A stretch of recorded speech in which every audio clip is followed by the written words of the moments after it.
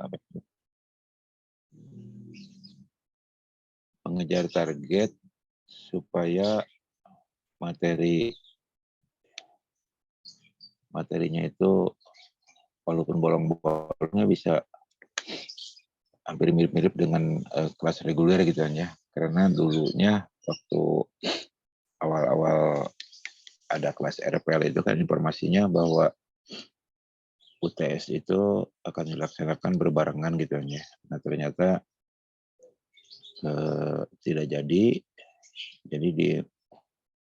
diundur 2 minggu gitu kan ya. Nah jadi materi ini itu merupakan bagian dengan materi yang sebelumnya ada 2 file gitu kan ya. Di dalamnya ada tugas gitu ya sebelum kepada perhitungan kecepatan kolom gitu kan ya. Nah di sini pun sebenarnya banyak yang perlu dihitung gitu kan ya, dihitung. Tetapi untuk perhitungan strukturnya kita abaikan saja, tidak dihitung. Tapi prinsipnya Bapak akan sampaikan gitu kan ya.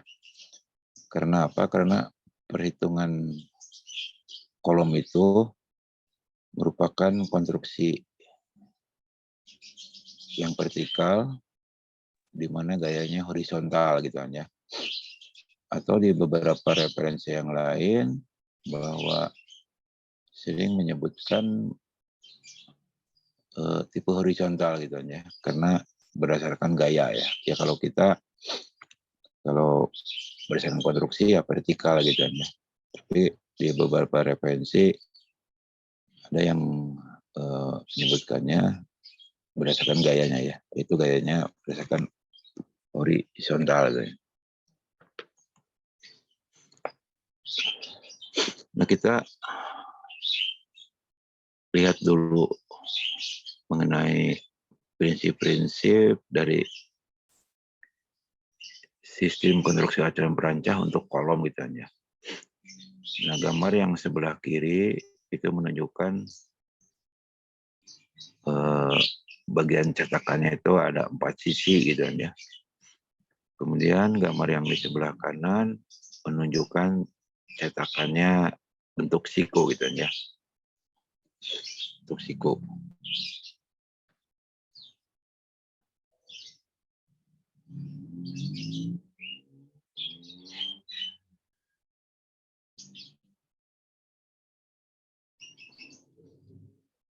Nah ini disebutnya tiok ya. Tapi kalau yang ini tuh ya, ada yang menyebutnya barti atau tirod gitu kan ya, yang menyebut tirod atau barti. Ini gambar yang sebelah kiri Bapak ambilkan dari bukunya PP ya, jadi sudah beredar sejak tahun 2006 sebagai pegangan untuk para kontraktor gitu kan ya.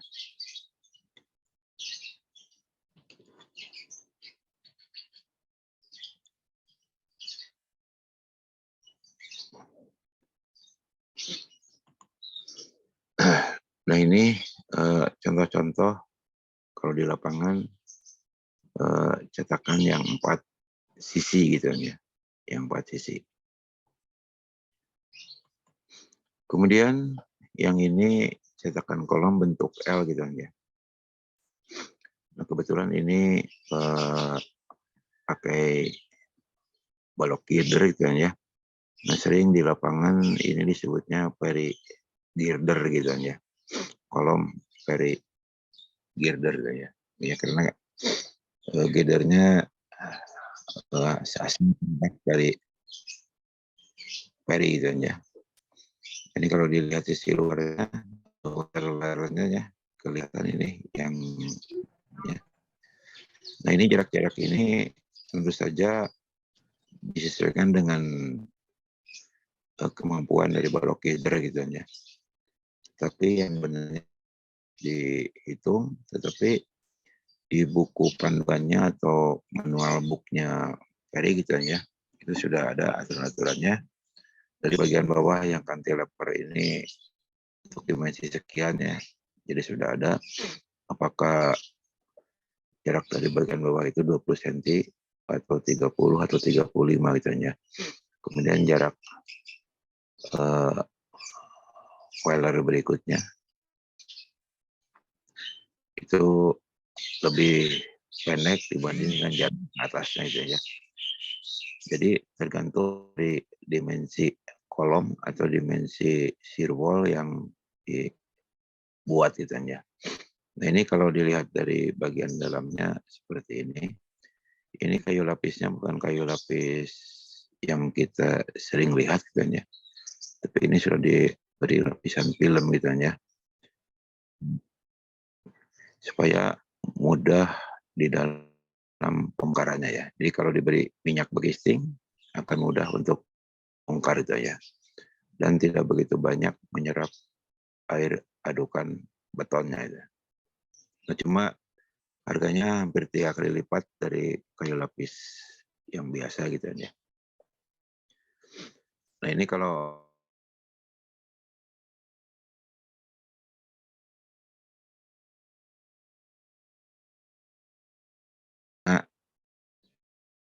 di dalam penggunaannya continue gitu ya.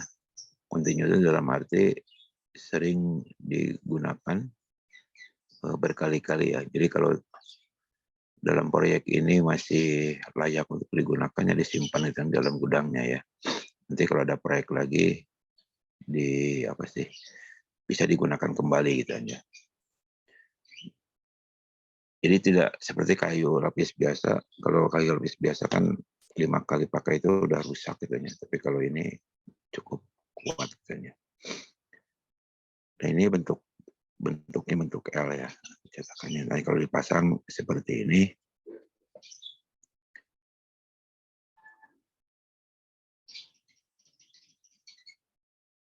nah ini satu balok girdernya ya, satu balok girder ini yang 4 meter harganya sekitar 2 jutaan gitu aja. Jadi kalau ada 16 sudah 32 juta gitu aja. Ini kalau dihitungnya satu kolom itu di atas 60 jutaan ya. Satu kolom kalau kita mau beli peralatannya lengkap. Tetapi kalau kita sewa ya sekitar 300-an. 390 berapa gitu ya. Kalau kita sewa gitu ya. Nah, oleh karena itu harus bisa digunakan berulang kali supaya biayanya menjadi lebih murah gitu ya. Nah ini yang dipraktekkan di lab kita. Jadi kita juga sudah punya alatnya ya. Jadi seperti ini gitu ya. Cuma ini jaraknya jauh-jauh gitu ya. Memang karena berat gitu ya. Jadi dipraktekkan hanya prinsipnya saja. Karena kalau dibuat pool di sini ada lagi wellernya ya. Jadi cukup berat ya. Jadi Polban sudah punya peralatan untuk beberapa elemen struktur bangunan tuh ya, kolom, kemudian dinding gitu ya. Baik dinding yang biasa, dinding geser gitu ya. Untuk jembatan juga sudah bisa untuk membuat pilar termasuk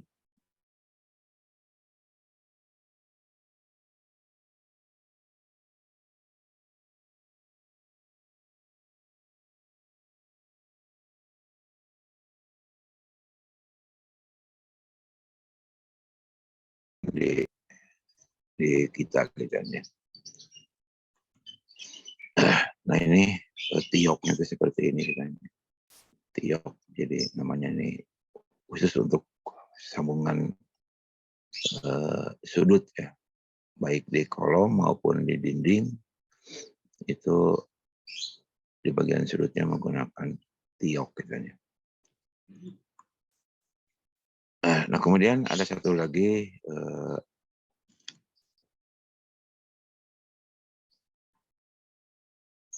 untuk cetakan kolom ya. Jadi tadi kita sudah mengenal cetakan kolom yang bentuknya 4 sisi, kemudian bentuk siku atau bentuk L. Nah ini yang bentuk kotak. Yang bentuk kotak tentu saja ini diperlukan alat angkut dan alat angkat ya. Tetapi tidak hanya tidak hanya bentuk kotak saja yang perlu alat angkat, bentuk L pun perlu diangkut gitu ya. Menggunakan alat berat ya, bisa mobile crane, bisa tower crane. Tergantung dari tinggi bangunannya ya. Tapi kalau bangunannya di atas 5 lantai, ya perlu menggunakan tower crane ya. Jadi ini tirotnya dilonggarkan terlebih dahulu, kemudian dimasukkan ke tulangannya, tulangan seperti ini. Jadi sampai ke bawah ini ya. Nah ini kalau dilihat tampilan dari gambar ini kan pemboknya pembok biasa gitu ya. Tapi sudah di metode kerjanya sudah dimodifikasi sedemikian rupa dalam rangka untuk memenuhi target waktu gitu ya. Nah, jadi di dalam memasang cetakan kolom ini semua kebutuhan yang berhubungan dengan tulangannya, kebutuhan yang berhubungan dengan bekisting sudah dicek terlebih dahulu ya bersama-sama dengan pengawas atau MK aja ya. Jadi koordinatnya atau titik-titik as kolomnya itu sudah benar, kemudian sepatu kolomnya sudah dipasang dengan benar, kemudian jarak tulangan, tumpuan lapangan dan tumpuan atas itu sudah dipasang dengan benar, kemudian beton decking pun sudah terpasang gitu kan ya. Kemudian jumlah tulangan, kemudian kalau kolomnya agak besar kan ada sengkang pengikat ya, atau sengkang kait gitu kan ya. Tapi bukan dihitung sebagai sengkang yang menahan geser, tetapi fungsinya hanya sebagai pengekang aja ya, supaya tulangan kolom itu tidak membengkak ya. Sehubungan dengan adanya beban-beban dari beban beton ya. Karena kalau kolom besar itu tulangan itu ikut tertekan ya di dalamnya itu. Nah sehingga untuk kolom-kolom yang besar itu perlu ada tulangan pengikat atau pengekang gitu ya. Dalam referensinya ya tulangan pengikat. Jadi bukan dihitung sebagai tulangan untuk nahan geser ya. Nah ini kalau sudah dipasang ya tentu saja siap untuk dicor ya. Nah ini bagaimana membuat metode kerja ya untuk kolom gitu ya. Nah standar untuk membuat kolom ya, karena yang berkaitan dengan metode kerja itu ada aturan-aturannya gitu ya, bahwa metode kerja itu pada akhirnya dituntut berkaitan dengan mutu dari hasil pelaksanaannya. Oleh karena itu di awal-awalnya di persiapan itu alatnya harus seperti apa gitu kan ya, materialnya seperti apa, kemudian gambar kerjanya atau subdrawingnya harus disiapkan gitu ya, termasuk dengan peraturan-peraturan dan persyaratan-persyaratannya ya. Nah sehingga di dalam urutan pelaksanaan itu ya, di urutan pelaksanaan ini jelas gitu kan ya. Jadi kalau mau apa sih namanya, mau memasang tulangan itu kan ada syarat-syaratnya ya, bahwa koordinatnya atau posisinya harus sesuai dengan as bangunan. Kemudian jarak-jarak tulangan harus sesuai dengan gambar kerja gitu kan ya. Kemudian kalau kita memasang begistingnya juga ada persyaratannya, bahwa begisting harus dibuat agak kuat gitu ya. Agak kuat itu ya, desainnya tidak over desain gitu ya. Tetapi bisa memenuhi persyaratan di dalam kekuatan strukturnya ya. Kemudian tidak bocor gitu. Kemudian harus vertikal, kemudian penyokongnya harus kuat gitu ya. Kemudian pada saat pengecoran, nah di sini banyak aturan-aturan dan syarat-syaratnya ya. Adukan yang pertama dituangkan itu kan harus melalui tes selam gitu kan ya. Kemudian adukan dengan suhu beton di atas 32 atau 35 derajat itu tidak boleh dicorekkan gitu kan ya. Kemudian tinggi jatuh adukan ya, karena ini kolom ya dibatasi hanya sampai 2 meter. Nah kalau lebih berarti harus menggunakan alatnya ya, alat untuk memperpendek tinggi jatuh yaitu dengan bantuan tremi ya, pipa tremi. Kemudian alat penggetarnya harus standar. Dimaksud standar itu ya disesuaikan dengan dimensi struktur yang dikerjakannya ya. Jadi kalau dimensi strukturnya agak besar, maka diameter jarum vibratornya sebagai alat penggetar itu harus menyesuaikannya. Itu ada tabel-tabelnya ya. Jadi kalau dimensinya di atas 1 meter gitu ya jangan menggunakan alat vibrator yang 1 in gitu ya. Nah harus yang 1,5 in gitu ya. Biasa untuk secara umum 1,5 in. Tetapi kalau untuk pilar-pilar jembatan tuh ya, yang minimum harus 2 in gitu aja. Bahkan sampai ada yang di atas 2 in ya kalau strukturnya yang agak besar gitu aja. Nah ini tadi Bapak sudah sampaikan ini kalau standar PP seperti ini ya. Jadi di dalam metode kerja itu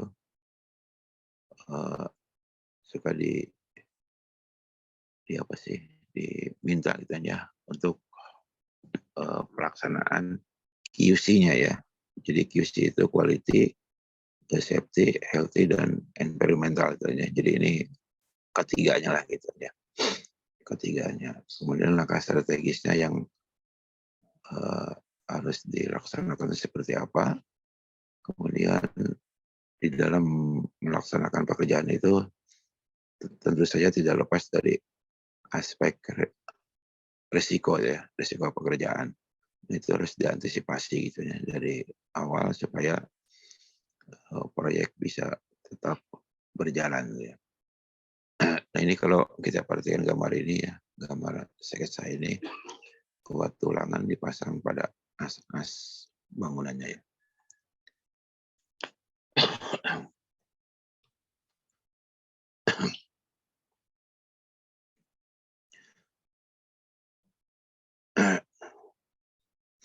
Ini hanya sebagai pendahuluan saja itu ya. Jadi pekerjaan pembersihan merupakan bagian dari pekerjaan struktur ya. Pekerjaan ini memegang peranan penting dari aspek kualitas pelaksanaannya. Dan kita tahu bahwa beton bertulang itu lebih bertumpuk ya nantinya untuk masalah ditariknya itu ke tulangan itu ya. Sementara tekannya itu ke betonnya itu ya. Nah, oleh karena itu dua persyaratan itu harus dipahami dengan baik gitu ya. Jadi untuk mengecek kualitas atau mutu tulangan seperti apa gitu ya. Di dalam struktur gitu ya. Ya tidak hanya kepada kuat tariknya saja dan kuat tekuknya saja, tetapi jarak, jumlah, diameter itu pun harus diperhatikan gitu ya. Nah begitu pula untuk betonnya gitu aja.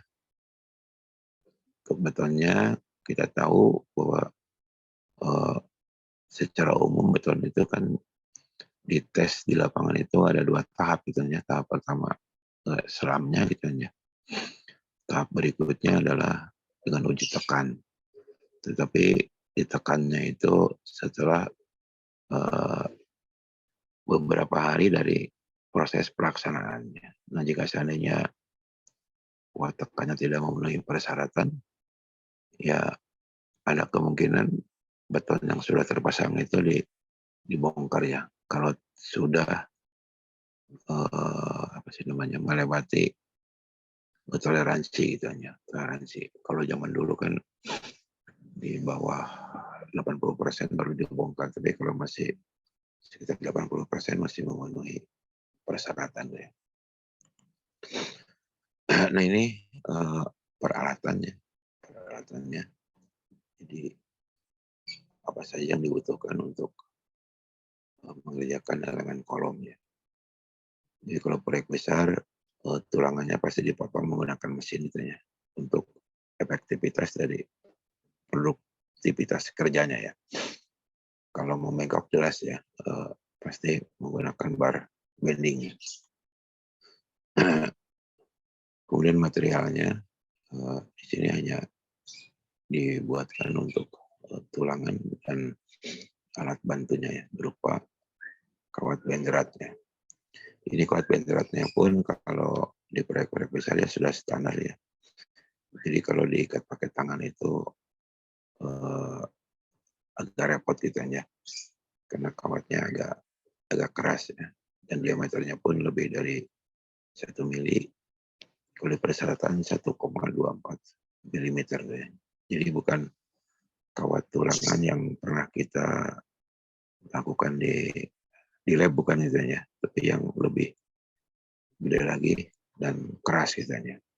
Dia harus menggunakan alatnya minimal kalau di bahasa kita itu kakak tua ya. Kemudian ada flowchart ya, jadi untuk lebih memperjelas di dalam pelaksanaan pekerjaannya. Nah ini kalau dilihat dari urutan-urutan ininya ya, flowchart ya. Ini menggunakan di dalam mengerjakan tulangannya menggunakan metode fabrikasi ya. Jadi bukan metode yang dipasang di tempat gitu aja. Jadi tulangan kolomnya sudah disiapkan menjadi satu rangkaian tulangan kolom gitu ya. Cuma nantinya tinggal disambungkan saja ke tulangan yang sudah dipasang.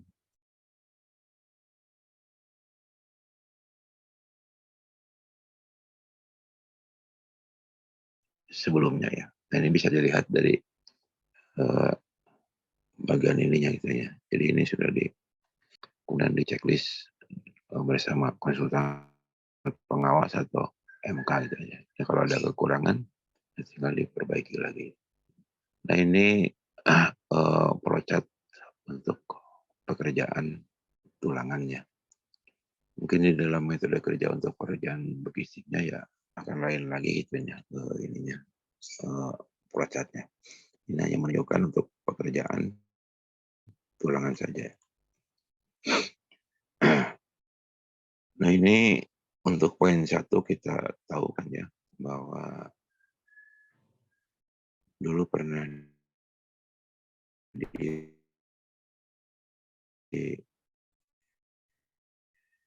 disampaikan di dalam tugas tuh ya untuk mengurangi sisa dari pembesian gitu ya.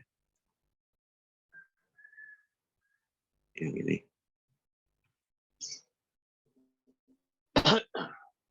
Itu kan ada yang menyampaikan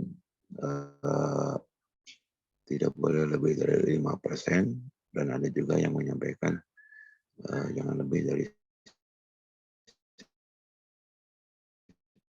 10% ya. Tetapi ada kebanyakannya 5% itu ya. Kebanyakannya 5%. Kalau di lab Bapak sampaikan 10% ya. Jadi dasar-dasarnya ada gitu aja. Ada yang 10, ada yang 5. Tapi kalau Yang 5 itu kebanyakan di proyek gitu ya, di proyek. Dan itu diharapkan nilai sisanya itu tidak lebih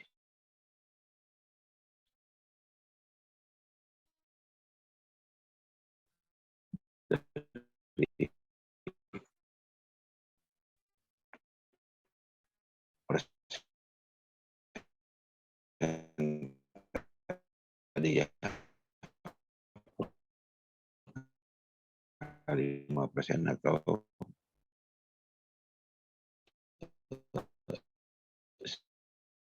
10%.